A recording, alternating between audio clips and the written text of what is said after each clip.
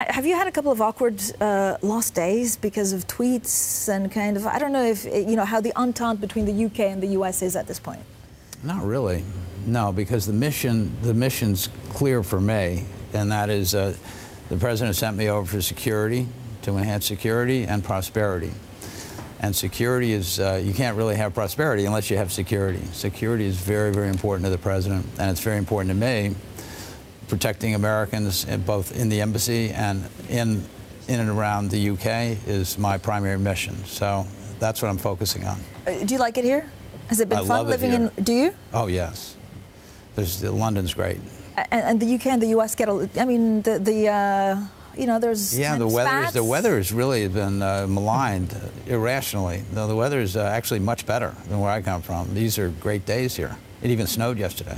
Can I just push you back on the tweets again? You've had all these again, in my long experience of watching the US-UK thing, too long, you might argue. It's very rare to get so many MPs from different sides all lining up to say this is a terrible thing to do on the tweet, and you obviously have Prime Minister May coming out as well. You know, what is the way to repair that, and how much damage do you think has been done? You know, I know that the President. Prime Minister was one of the first visitor to the U.S. after the inauguration of the President. The President and Prime Minister have a very, very good relationship. I know the President admires and respects the Prime Minister greatly. And if I look down the road, my job and the President's job is protect Americans. And he's doing that the best he can. If you're going to have little stumbles along the road, absolutely. You're going to have things that happen. But the intent, I think, is genuine, and it's going to happen.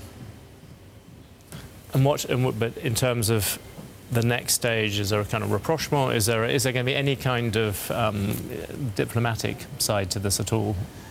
I think if we concentrate on the job at hand and really focus on that and try to take, you know, our special relationship with the UK is centuries old, and it's been well tested through thick and thin, but it's based on trust.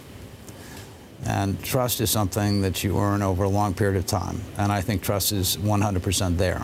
And so we'll get past all these things and get on to our main job and leadership in the world, which needs leadership.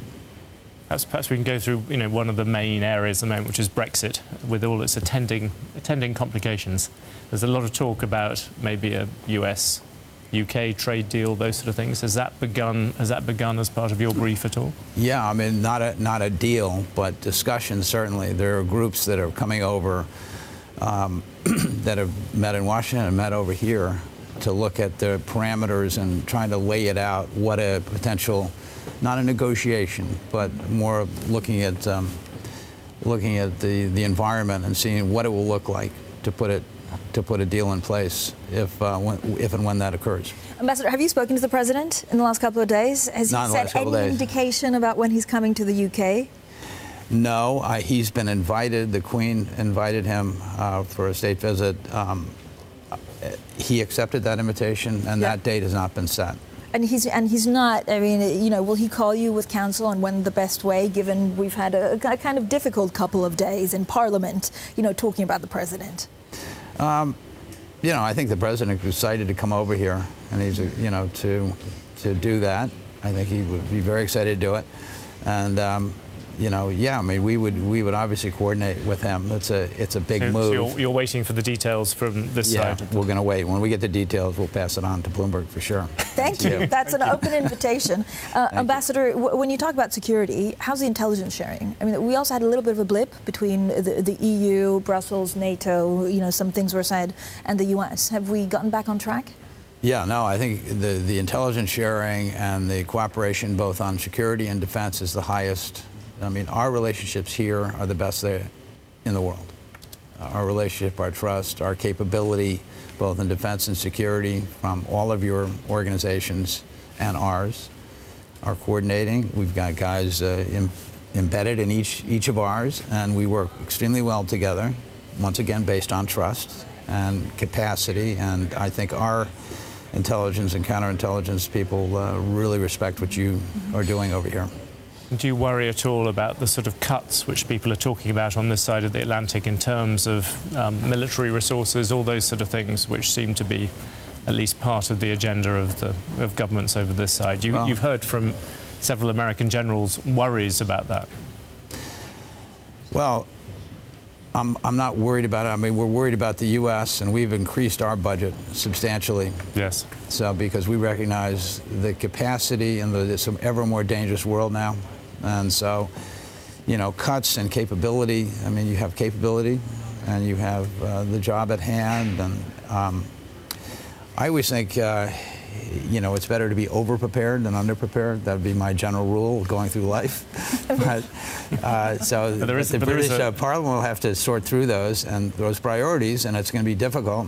But they've got to make. So far, the British have somewhat been left out of the president's list of people who many people think very correctly he's criticised many of the European members of NATO for not spending enough and not putting enough there. And if the British join that list, will that become a problem? I mean, I don't know, you know, hypothetically what would be the outcome of that. But yeah, I mean, part of the deal with NATO was there was an agreement to spend a certain amount. So I think the president is just, you need colleagues to sign on with you and do their job, and we're going to try to do our job. And so I think that's the way he looks at that. Can Rex Tillerson continue to do his job? I mean, there's so much. I know it's a little bit unfair to ask you, but actually you're kind of, you know, the closest we have to understanding what exactly is going on. Right? That's okay. So what? I mean, is it difficult for, you know, the Secretary of State to do his job right now? Rex Tillerson, Secretary of State, was over here. We had a lot of meetings with him. I thought he handled himself extremely well. He met the Prime Minister. He met Boris Johnson and others, and I was very impressed with his, you know, how he handled himself, the information that he had, the opinions that he shared, both in a couple of those meetings. So. Ambassador, I'm going to ask you just one very generic question. I think Tom then, you know, he's briefed me on NFL and stuff like that, but I know he has a couple of questions, which I'm less familiar with sports. Well, I don't know how John's... I'm more familiar than you. Yeah, I mean, that's not very difficult. But what's the most surprising thing that you've had since you've gotten this job? So you talked with Brexit, and with the president, and you're really in the thick of it. Probably one of the most interesting years, volatile years that we've had. I think the most interesting aspect are the people in the embassy itself. And I didn't really know what to expect because I didn't bring anybody over with me. I came in, I met them all for the first time. And meeting State Department people, people that have worked their lives doing this kind of thing, it's very, very impressive. We have both Americans and we hire local people. And the local people have this long memory. Some have been there 40 plus years. And it's very, very impressive in terms of what they can see, what they can see doing the visas and passports and all that I probably wouldn't notice. And so that long institutional memory, I think, is very important. Ambassador, I think Tom Keene wants to jump in with a sports question. Sure. Tom, he's a big sports fan. I'm going to do a sports question in a minute. I get the sport going on right now, ambassadors, in Washington. As you know, you are a Johnson of the Band-Aid Johnson & Johnson family. We were all weaned on your product when you first sterilized Band-Aids in 1924. You are a card-carrying member of the donor class. From what you observe with the tax bill in Washington, is that legislation nothing more than a bill for the donor class with the hope of trickle-down economics?